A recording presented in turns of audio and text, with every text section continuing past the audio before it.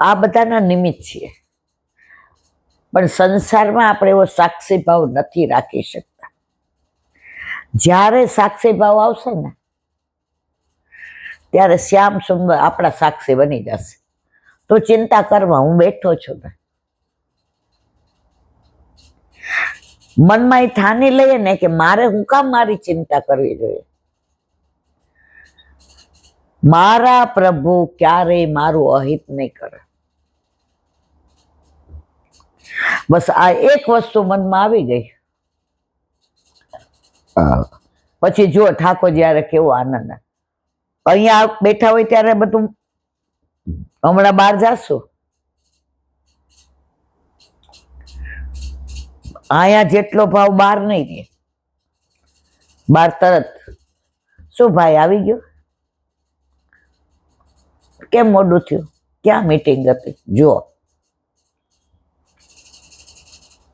અને એક ખાસ, જેને જિજ્ઞાસા ન હોય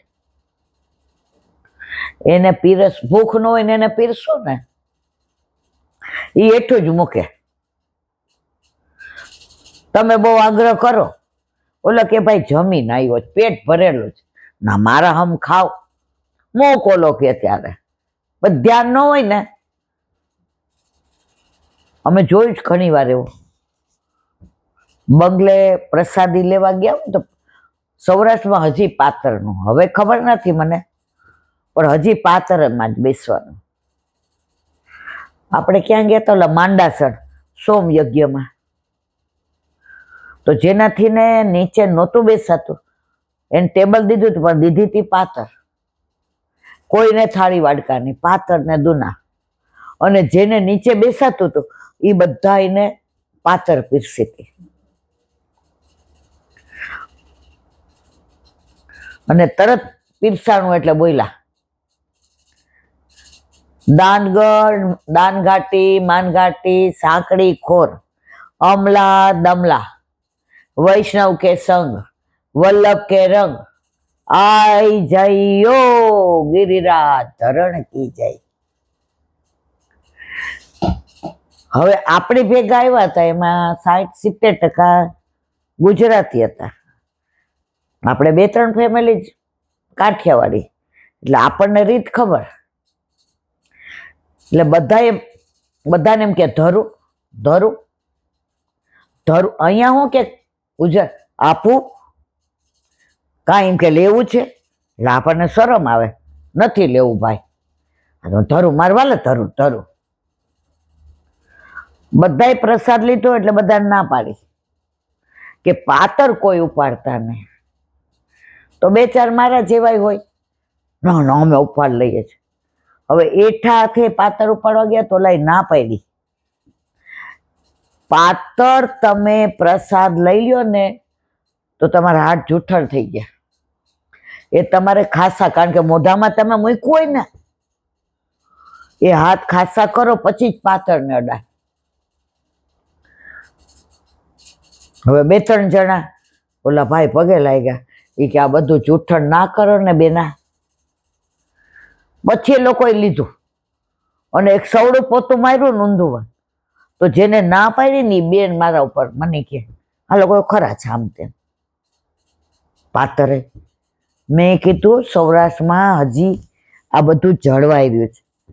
મેં મારવાલા આપણે મોઢામાં પ્રસાદ મૂક્યો હોય તો આ હાથ હેઠો થાય ને, એ એઠા હાથે પાતર ન લેવાય, કારણ કે આપણા આમાં મહાપ્રસાદ નહીં. એ કે આવું સમજાયું ને એટલે ને તૈલાબેન મને ખોટું લે, આમાં ખોટું ન લગાડાય.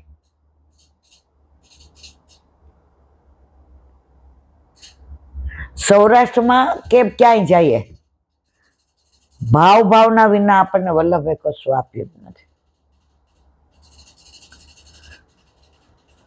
તો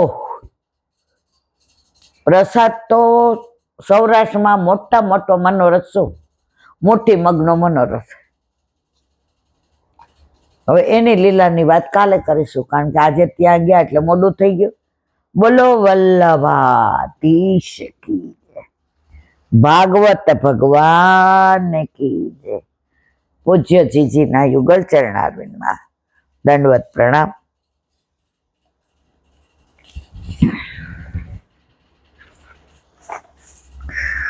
રીંગણ લીલા અને માખણ ચોરી, પ્રકરણ 18, 172 પાનું.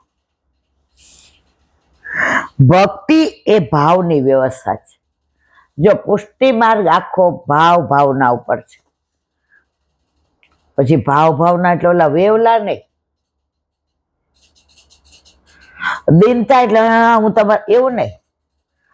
દીનતા એટલે બીજાને તકલીફ ના આપો.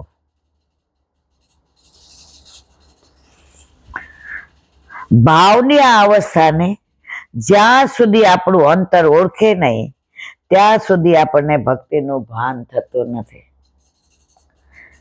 ભાવ મહેસૂસ કરવાની વસ્તુ છે, અનુભવવાની વસ્તુ છે, બોલવાની વસ્તુ નથી. લૌકિકમાં કોઈ કારે પ્રેમ થાય ને તો આંખથી આંખ કહી દે, અત્યારે તરત બોલી દે આઈ લવ યુ, અને સાંજે કે આપણે બે છૂટા. પ્રેમ પામવાની વસ્તુ નથી, પ્રેમ અનુભવવાની વસ્તુ છે. તો અહીંયા શું કહે છે? માટે ભક્તિની સાથે જ્ઞાનને લીધું. જ્ઞાન અને ભક્તિ, પ્રેમ હોવા છતાં પ્રેમનું ભાન થવું એ બીજી ભૂમિકા છે. મોઢામાં ભોજનનો કોઈ પદાર્થ મૂક્યો, તે ખાધો, પેટ ભરાવ્યું, તેથી તૃપ્તિ થતી નથી. ખાધા પછી એના સ્વાદને માણવાની શક્તિ જોઈએ. ઘણી વાર આપણને તાવ આવ્યો હોય ને, હવે આપણને દૂધ પાક ગરમ ગરમ કે બાસુંદી બહુ ભાવે, એટલે તરત તૃપ્તિ કે મમ્મી ના તમને બહુ ભાવે છે, આજ પૂરી ભલે નથી ખાવી, એક જ ખાવ, ગરમ દૂધ પાક છે લ્યો. પણ તાવ છે એટલે સ્વાદ નથી આવતો. તો જ્યાં સુધી આપણામાં સંસારનો બેસ્વાદ છે ને ત્યાં સુધી શ્યામના ભાવનો સ્વાદ આવે નહીં. ત્યાં સુધી આપણે વેવલા લાગે. અને આ બધું પીરસાય કોને? જેને જિજ્ઞાસા હોય. એક બેન મને કહેતા હતા ને, એ કહેલા બેન આ બધું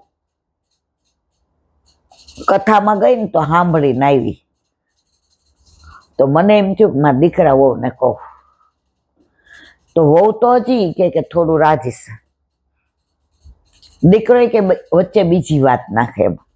એમ હું એ કહું ને, જો આ સુખદેવજીનું પ્રાગટ્ય ભલે આ ભાગવતમાં નથી, આ બીજી લીલા, પણ આજે સરસ કીધી હો, શંકર ભગવાન ને પાર્વતીજીને, એમાં સુખદેવજીનું પ્રાગટ્ય ને.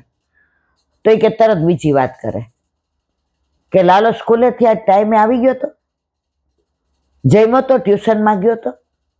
એ કે 2-3 વાર આવું કર્યું, પણ હું મારા પેલામાં હતી.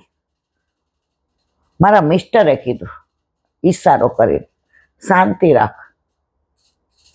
પછી રૂમમાં ગઈ એટલે એને કીધું તું સમજે જ. ભાગવતમાં લખ્યું જિજ્ઞાસા વિના પીરસાય નહીં. એ તારું દરેક વેળ તડછોડતો હતો કે ભાઈ નથી સાંભળવું. પણ તને એટલે એ બેન કે મેં કીધું સાચી વાત. મને એ લોકોને એમ થાય કે એ લોકો ટાઈમ નથી મળતો. એ લોકોને એ કે કેટલી ટાઈમ મળે છે? એ લોકો બધી ક્લબના મેમ્બર છે, જાય છે, એ લોકો એના ગ્રુપમાં જાય છે, તો એ લોકોને ટાઈમ મળે છે, પણ એ લોકોને આમાં રસ નથી. એટલે મહેરબાની કરીને તું આજે નિયમ લઈ લે, તને પૂછે તો કહેવાનું, બાકી તારે ઠાકોરજી સંબંધી, વ્રજ સંબંધી, વલ્લભ સંબંધી, વિઠ્ઠલ સંબંધી કોઈ વાતો બહાર કરવી નહીં. ઓલા બેન કહેલા બેન હું રડી પડી. મેં તું કેમ? એ કે આપણા, મેં કીધું જો જેનો જેટલો અધિકાર હોય ને એટલો જ લે. મને બાસુંદી પીરસે ને મને 3 તાવ હોય તો મને સ્વાદ આવે? એ લોકોને અત્યારે સંસારનો તાવ એવો ચડ્યો છે, કે તમે પીરશો ને તો તમે એને કડવા લાગો. એની સામે આજની જ વાત કરો, ઓલો ફોન બપોરે આપણે 1:30 થી 2:30 આવે, બરોડાના બેન. હવે એમને ઠાકોરજી પુષ્ટ કરાવે. બિચારા એટલો વિરહ કરે મને કે ઈલા બેન, મેં કીધું પ્રભુને પધારવું હશે બધું થઈ જશે. હવે દીકરો બે ડોક્ટર, એટલે એ કે આ તો બધું સાયન્ટિફિકલી છે, આમાં થોડું પાડવાનું હોય. હવે બેન કે પાડે નહીં તો મારે કેવી રીતે ઠાકોરજી પુષ્ટ કરાવે? અને બે ઈ કે કેવા ડોક્ટર હોશિયાર, આમ નામ એનો. એ કે ખબર નહીં ઈલા બેન શું થયું? એ કે મમ્મી અમે પાડશું, તું તાર ઠાકોરજી પુષ્ટ કરાવી લે.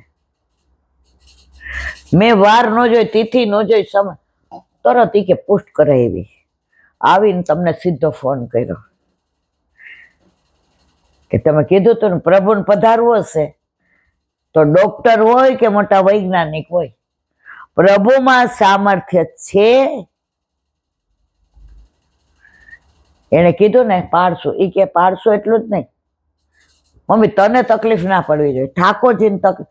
મેં કીધું બસ ઠાકોરજીને શ્રમ ન પડવો જોઈએ, એ શબ્દ બોલ્યા એટલે તમારા ઠાકોરજી તમારા પછી ગુરુ ઘરે નહીં જાય, એ લોકો કરશે કરશે કરશે, એમાં કોઈ શંકા ને સામે. આ બધી સાચી બની ગયેલી હકીકત છે. હું કોઈ કપોળ કલ્પિત વાર્તા નથી કરતી. આવ્યો તો ને બપોરે ફોન. ખાધા પછી એના સ્વાદને માણવાની શક્તિ જોઈએ. સ્વાદને માણવાની આ શક્તિ દ્વારા જ્ઞાન આવે છે. ભક્તિનું ભાન જ્ઞાનની ભૂમિકાથી થાય છે. આથી આ અધ્યાયમાં નામ અને રૂપની સાથે ભક્તિ અને જ્ઞાનના તત્વો ઉમેરાયા છે. હવે સવાલ આવીને ઉભો રહે છે કે રૂપ અને નામ તથા ભક્તિ અને જ્ઞાન દાનમાં ક્યારે મળે? શું આ ચારેય વસ્તુ સાધન સાધ્ય છે? બહુ વિચાર કરતા એમ લાગે છે કદાચ પુસ્તકયું જ્ઞાન સાધન સાધ્ય હોય, અંતરથી પ્રગટ થતું જ્ઞાન સાધન સાધ્ય નથી. આ બધા જે વૈષ્ણવોના ભાવના હું કહું, એ કઈ ગ્રંથમાં નહીં લખેલા હોતા. આ રમેશભાઈ પરીખ, વૈષ્ણવ પરિવાર વાળા, વર્ષો પહેલા એમણે કહ્યું હતું કે મારા બાજુમાં એક જૈન ફેમિલી રહે, તો હું 16 ગ્રંથ વાંચતો હતો ને આવ્યા. હવે પાડોશમાં કઈ આપણે સંબંધ તો બધા જોડે હોય. એ કે રમેશભાઈ આમાં 16 ગ્રંથનું આચમન છે, લાવો ને. એ કે ભાઈ અમારે પુષ્ટિ માર્ગીય છે, તમે એ કે વાંચવા દેવામાં વાંધો. એ કે 16 ગ્રંથ લઈ ગયા, અઠવાડિયા પછી 16 ગ્રંથ બોધે. આવીને મને કે હા હું તો બોલી જાઉં. મનમાં કીધું મોઢે કરવાથી શું થાય? જો એને જ્ઞાન લઈ લીધું, પણ 16 ગ્રંથમાં જે ભાવ છે ને એ તો વૈષ્ણવને જ ખબર પડે. સાચું બોલવું જોઈએ. આ વાક્ય વાંચવાથી સમજાય, પરંતુ એ વાક્ય વાંચવાથી સાચું બોલવાની વૃત્તિ નથી આવતી. આપણે ભણતા ત્યારે આવતું, આપણે બોર્ડ ઉપર લખતા સત્ય જ બોલાય, ખોટું બોલાય નહીં. પણ આપણે જીવનમાં ક્યારેય આચરણ કર્યું? વાંચવું એ જ્ઞાન છે, પણ ઉતારવું ને એ ભક્તિ છે, ભાવ છે. એક બેન કે હું દર 11 નક્કી કરું કે આજે કોઈની વાત સાંભળીશ નહીં, કોઈની પંચાયત કરીશ નહીં.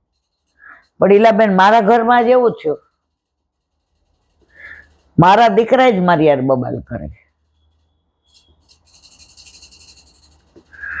હવે કે આયા એવું ભરાઈ ગયું બધું. તમારી 2-3 સખીઓ અમે રોજ સત્સંગ કરવા ભેગા થયા, તો ગઈ એટલે ઓલું રોઈને મોઢું ના નાક લાલ લાલ નહીં. બેન રૂપાળા એટલે આપણે ભૂલમાં અડી ગયા હોય ને તો લાલ લાલ થઈ જાય આજની તારીખમાં. એટલે બધાએ કીધું, એ કે કાંતા સાચું બોલો, એ કે ના કાંઈ નહીં. એ કે મને મારી બાઈ એવું કીધું હતું, ઘરની વાતો બહાર ન કરે. પણ ઈલાબેન એવું આમ હૈયું ફાટે મારું. બધાએ કીધું આ તને બીપી વધી જશે. પછી મેં કીધું આવું થયું. આજે આવું બધું થાય ત્યારે જ્ઞાન છે કે કોઈને કહેવાય નહીં, પણ જીવનમાં ઉતાર્યું.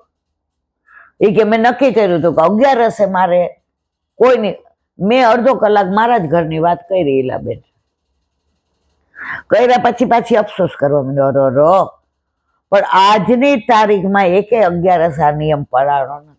બધું બધાને એવું હોય, આ સહજ છે.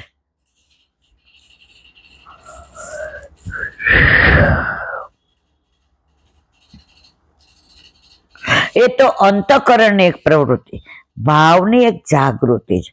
જ્ઞાન કે ભક્તિ, રૂપ કે નામ જીવના સાધનથી સાધ્ય નથી. હું એમ કહું કે ચલો હું આટલા પુસ્તક વાંચી લઉં તો મારા ભાવ પ્રગટ થાય, ના થાય. એ વલ્લભ કૃપા કરે ને તો જ થાય. આપણે બધા ક્રિયા કરીએ છીએ, વલ્લભ કૃપા કરે ને તો ભાવ આવે. એ વાંચવાથી ન આવે.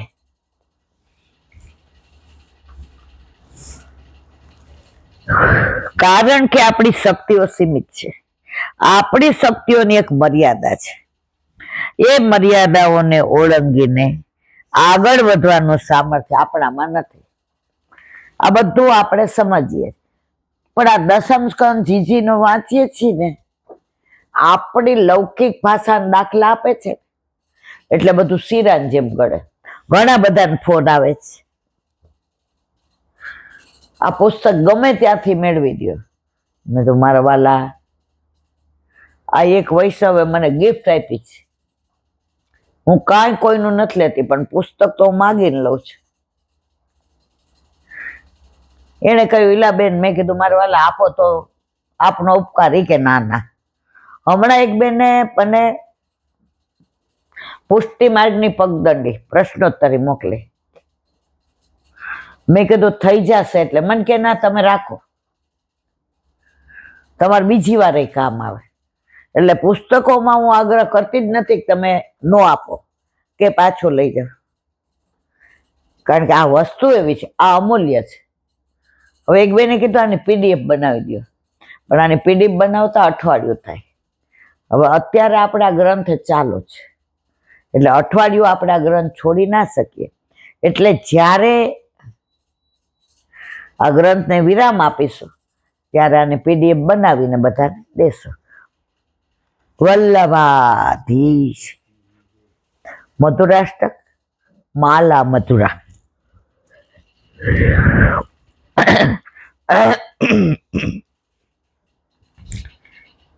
કાલે આપણે કૃષ્ણદાસ અધિકારીનો પ્રસંગ જોયો હતો કે ગુસાઈજી વિપ્રયોગમાં માલાજી બનાવીને મોકલતા. ક્યાં? શ્રીજી બાવાને. અને એ ચંદ્રાવલીજીના ભાવે એક એક પુષ્પ પરોવે ને તો પુષ્પને વિનંતી કરે, મારા વાલા આપ શ્રીજીના અંગને સ્પર્શ કરો ને, ત્યારે મારા વિરહની વાત કરજો. હવે હું રહી નથી શકતી. આ વાદળ ઘેરાયા છે, હવે વરસશે ક્યારે? હવે આ ધરતી સૂકી પડ થઈ ગઈ છે, ફાટું થઈ છે. તો એ માલા મધુરા, આખી માળામાં જેટલા પુષ્પો પરોવે ગુસાઈજી, એ બધા એક એક પુષ્પને 100ની સૂચિનું અનુસંધાનમાં એક એક વિનંતી એવી કરે જે 9 વિજ્ઞપ્તિ છે. આપણા વંચાઈ ગઈ છે. જેની પાસે હોય એ બધાય વાંચજો, ના હોય એકબીજાને ઝેરોક્ષ કરાવીને વંચાવજો. માલા સિદ્ધ થાય એટલે વૈષ્ણવ માલા પધરાવે છે. માલા શ્રી ગુસાઈજીની બધી વિરહ વ્યથા શ્રીજી બાવાને કહે છે. માલા વિપ્રયોગનો અનુભવ કરે, તેથી માલાજીને વિપ્રયોગનો ભાવ કહ્યો છે. બીડા સંયોગના ભાવમાં આવે છે. આપણે ત્યાં શ્રીજી દ્વારમાં માળા બોલે છે. માલા પધરાવવાની ખબર કરવામાં આવે પછી કહેવાય છે માળા પધરાવો. ત્યારે ફૂલ ઘરિયા બાવાની નજીક પધારે છે. અહીં જે માલા વિપ્રયોગના ભાવથી ધરાવવામાં આવે તે માલાજી બોલવામાં આવે ત્યારે ગિરિરાજ ધરણ શ્રીજી તમારે શરણ ઇતિ માલા મધુરા. માલાના પ્રસંગ માટે 252 વાર્તા 173મી માધુરીદાસ માળીની વાર્તાનો ભાવ જોઈએ એ કાલે, કારણ કે આજે આપણે બહાર ગયા ને ત્યાં એટલે મોડું થઈ ગયું. વ્રજ